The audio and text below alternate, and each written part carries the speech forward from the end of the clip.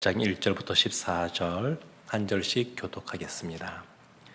선지자의 제자들이 엘리사에게 이르되 보소서 우리가 당신과 함께 거주하는 이곳이 우리에게는 좁으니 우리가 요단으로 가서 거기서 각각 한 제목을 가져다가 그곳에 우리가 거주할 처소를 세우사이다 하니 엘리사가 이르되 가라 하는지라. 그 하나가 이르되 청하건대 당신도 종들과 함께 하소서 하니 엘리사가 이르되 내가 가리라 하고 드디어 그들과 함께 가니라. 무리가 요단에 이르러 나무를 베더니 한 사람이 나무를 벨 때에 쇠도끼가 물에 떨어진지라. 이에 외쳐 이르되 아 내 주여 이는 빌려온 것이니이다 하니 하나님의 사람이 이르되 어디 빠졌느냐 하매 그곳을 보이는지라. 엘리사가 나뭇가지를 베어 물에 던져 쇠도끼를 떠오르게 하고 이르되 너는 그것을 집으라 하니 그 사람이 손을 내밀어 그것을 집으니라.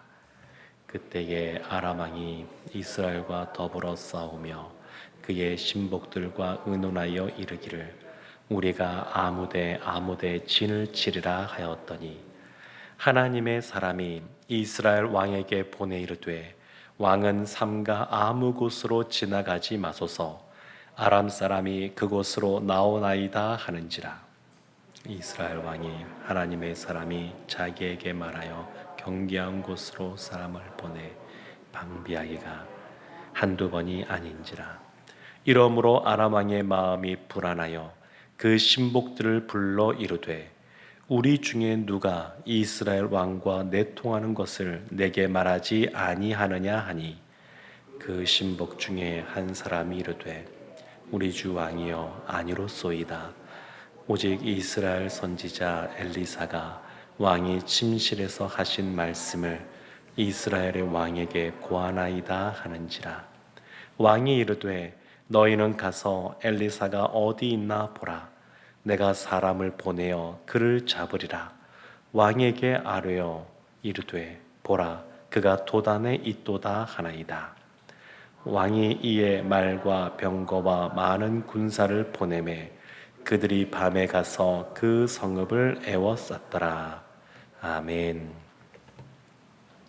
오늘 말씀 1절부터 7절까지 이 앞부분에는 잃어버렸던 도끼를 찾는 그러한 장면이 나옵니다. 엘리사 선지자와 그의 선지 생도들, 제자들이 머무는 곳이 좁았던 것 같습니다. 그래서 다른 곳으로 이사를 하자고 그 제자들이 말할 때에 엘리사 선지자가 그럼 그렇게 해라 이렇게 말을 합니다. 그래서 길갈이라는 곳에 있다가 요단으로 이사를 하게 되는데 이사할 곳에 와서 쇠도끼로 나무를 베는 그러한 작업을 했습니다. 그러다가 한 제자가 그 나무를 쇠도끼를 물에 빠뜨린 겁니다. 그래서 5절 말씀에 보면 중간에 이렇게 나오죠. 아 내 주여 이는 빌려온 것이니이다.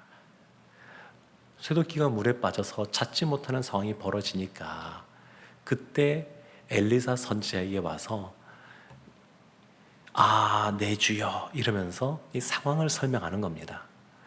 그러니까 지금 뒤에 보면 쇠도끼를 찾습니다. 그런데 이 사건은 이사하는 내용이 주된 내용이 아니라 이 쇠도끼를 찾았다. 이것이 사실은 주된 내용입니다. 그런데 이 쇠도끼를 찾는데 첫 번째 과정 보면 이 잃어버린 제자가 아, 내 주여 이것은 빌려온 것이니이다 라고 하면서 하나님의 사람인 엘리사에게 이 상황을 토로했다는 겁니다. 아뢰었다는 겁니다. 그러니까 문제가 발생했습니다. 근데 그 문제 발생한 상황에서 그냥 있는 것이 아니라 하나님의 사람, 하나님 앞에 나갔다고 볼 수 있습니다. 그것에 대해서 지금 아뢰인 겁니다. 그랬더니 엘리사가 어디에 떨어졌느냐 이 정보, 정확한 위치를 묻습니다. 그러니까 6절 말씀에 보면 그곳을 보이는지라. 그러니까 이 잃어버린 그 제자가 알려줍니다. 저 위치입니다. 저 위치. 그리고 엘리사가 나뭇가지를 베어서 물에 던져서 쇠도끼가 떠오르게 합니다. 그리고 7절에 보면 너는 그것을 집으라 하니 그 사람이 손을 내밀어 그것을 집으니라. 그러니까 지금 무엇인가를 간구하는 사람이 있는데 그 사람에게 아무것도 하지 말라는 것이 아니라 와서 간구도 하고 상황도 아뢰고 그리고 그 떠오르는 쇠도끼를 짚는 그 역할도 그 사람이 감당해야 된다라는 것을 알 수가 있습니다. 우리가 기도할 때도 마찬가지인 것 같습니다. 우리가 어려운 일이 닥칠 때 그 문제가 해결되기를 바랄 때 하나님 앞에 그 문제를 아뢰는 것 필요합니다. 그리고 우리가 할 수 있는 것 또 해야 됩니다. 그것이 어우러져서 이 쇠도끼를 도로 찾았습니다. 그리고 이제 중요한 내용이 8절부터 나오기 시작하는데 이스라엘과 아람과의 전쟁 이야기입니다. 이스라엘의 왕이었던 아합 왕 때도 아람과 전쟁이 있었고 지금은 그 이스라엘 왕이 그의 아들입니다. 그의 아들 때에도 아람과 전쟁이 있었습니다. 오늘 본문은 이 아람과의 전쟁이 벌어지는 그 서막이라고 할 수 있습니다. 이제 아람과의 전쟁이 나오는데 어떻게 시작이 되었는지가 나옵니다. 8절 말씀에 보면 아람이 이스라엘과 전쟁을 하게 되는데 그런데 그때마다 하나님의 사람인 엘리사 선지자가 북이스라엘이죠. 그 이스라엘 왕에게 어디에는 가지 말라. 거기에 지금 아람의 군대가 쳐들어오려 한다. 이렇게 이야기를 해줍니다. 그러니까 이스라엘 왕이 그 말한 곳에 군사를 보내서 매복하고 있다가 그곳에서 그 아람의 군대를 쉽게 물리치곤 했습니다. 이런 일이 반복되었습니다.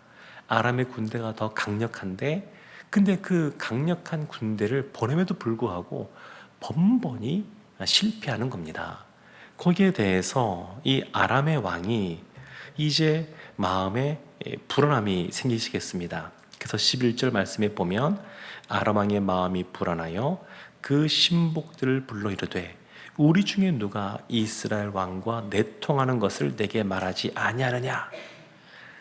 그러니까 이제 의심을 하는 거죠.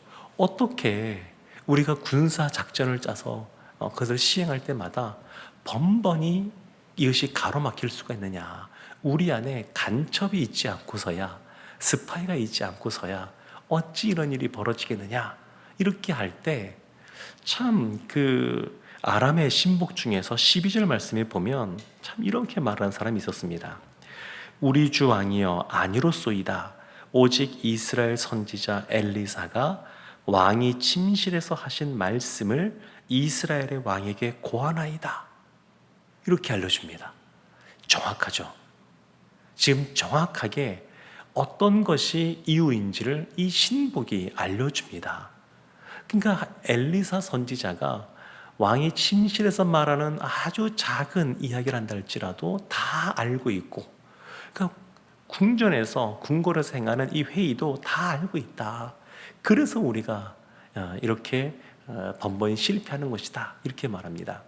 오늘 이야기해 보게 되면 참 이 아람의 이 신하들 또 이 왕이 분석력이 탁월하다, 정확하다 이걸 알 수 있습니다. 지금 정확하게 지금 원인이 무엇인지 분석해내고 있습니다. 우리가 세상에서도 이런 경우를 종종 보게 됩니다. 성경 안에도 이런 경우가 참 많이 나옵니다. 하나님의 역사 속에 놀라운 일들이 벌어지는데 세상 사람들도 다른 나라 그 왕과 그 신하들도 이것은 이스라엘의 신 하나님이 행하신 것이다. 이렇게 정확하게 분석할 때가 참 많이 나옵니다. 오늘 날씨가 비가 올까요? 안 올까요? 이런 거 할 때 우리 기상청에서 분석을 잘 해냅니다. 정확하게 분석해냅니다. 때로는 틀릴 때도 있지만 오늘 날씨에 비가 온다. 이런 것 분석해냅니다. 세상살이 살아가면서 여러 가지 일들이 벌어질 때에 세상 사람들이 믿는 사람들보다 훨씬 더 정확하게 분석할 때가 많이 있습니다. 이것이 오늘 이 후반부에 나오는 내용이 아주 중요한 내용입니다. 근데 문제는 뭐냐면 정확하게 분석을 했으면 그 이후에 그게 맞는 대책을 세워야 되는데 그러지 못한 모습이 나타나는 겁니다. 그래서 13절 말씀에 아람 왕이 이렇게 말합니다. 너희는 가서 엘리사가 어디 있나 보라. 내가 사람을 보내어 그를 잡으리라. 왕에게 아뢰어 이르되 보라, 그가 도단에 있도다 하나이다. 그러니까 지금 엘리사를 그러면 잡아라. 이 원인, 이와 같은 정보를 흘리는 자가 엘리사니까 그 엘리사를 잡아라. 이렇게 왕이 명령을 내렸습니다. 어찌 보면 아주 적절한 대처처럼 보입니다. 엘리사가 이것을 알려주고 있으니까 엘리사를 잡기만 하면 그러면 아람의 군대가 이스라엘을 쉽게 쳐부술 수 있다. 승리할 수 있다. 이렇게 대책을 세운 거니까 언뜻 보면 아주 지혜롭게 보이기도 합니다. 근데 사실 이것은 겉모습만 본 겁니다. 겉으로 볼 때는 엘리사 선지자가 알려준 것이 맞습니다. 그런데 우리가 알고 있는 것은 엘리사가 알 수 있는 능력이 있는 것이 아니라 누가 이것을 알려주고 있는 겁니까? 하나님이 알려주고 있는 겁니다. 하나님이. 진짜는 하나님이 키워드입니다. 핵심입니다. 하나님이 이와 같은 것을 행하고 있는 겁니다. 겉으로 볼 때는 엘리사가 말해서 이와 같이 어려움이 처한 것 같지만 그러면 엘리사를 잡기 위해서 군대를 보내면 그것을 엘리사가 모르겠습니까? 엘리사가 잡히겠습니까? 그 도단에 있는데 이들이 몰래 군사를 재빨리 그것을 보낸단다 할지라도 지금까지 그것을 번번이 엘리사가 알고 이들이 실패했는데 이번에도 이들이 성공할 거로 생각하는 것은 굉장히 어리석은 겁니다. 겉으로 볼 때는 탁월한 분석력을 바탕으로 해서 똑똑하게 뭔가를 행하는 것 같지만 사실 진정한 지혜는 없는 겁니다. 예를 들어서 기상청에 일하면서 여러 가지 날씨가 변화하고 하는 것 예측해낼 수가 있습니다. 분석할 수가 있습니다. 왜 9월 달에 이렇게 폭염이 계속되는지 이런 거 분석할 수가 있습니다. 근데 이것은 겉으로 보이는 겁니다. 이 세상에 날씨를 주관하시는 분이 누구시냐? 이것은 믿는 사람들이 알 수 있는 겁니다. 하나님입니다. 하나님. 그러니까 세상 사람들이 아무리 분석력이 탁월하고 똑똑해도 하나님을 아는 지식이 없으면 겉모습만 아는 겁니다. 겉모습만. 진짜 그것을 움직이는 힘이 어디에서 나오는지 그것을 알지 못하는 겁니다. 그러니까 지금 어리석게도 이 아람 왕이 엘리사를 잡을 수 있다고 생각하고 군대를 지금 보내는 겁니다. 그래서 14절 말씀에 보면 말과 병거와 많은 군사 이것을 보내서 성읍을 에워쌉니다. 이러면 잡을 수 있을 거라 생각하고. 근데 뒤에 우리가 이제 내일부터 보겠지만 엘리사 선지자가 여기에 대해서 마음에 요동도 하지 않습니다. 동료도 없습니다. 지금 하나님께서 이 모든 것을 주관하고 계시고 우리의 생사는 하나님의 손에 달려 있고 하나님께서 우리의 인생을 하나님의 뜻대로 인도하신다고 하는 확신이 있으니까 또 그것이 영안으로 보이니까 요동함이 없습니다. 사랑하는 성도 여러분, 우리가 오늘도 말씀 붙잡고 기도하고 또는 한 날 살아갈 때에도 하나님을 아는 지식이 참 지혜인 줄 알고 우리 가운데 어떠한 기도 제목이 있든 그 제자, 쇠도끼를 잃어버렸던 그 제자처럼 하나님 앞에 아뢰고 그리고 그 하나님을 의지하면서 살아가면 우리의 기대보다 오늘 한 날 하나님께서 더 놀랍게 역사하실 줄로 믿습니다. 이런 복된 하루 되시기를 주님의 이름으로 축원합니다.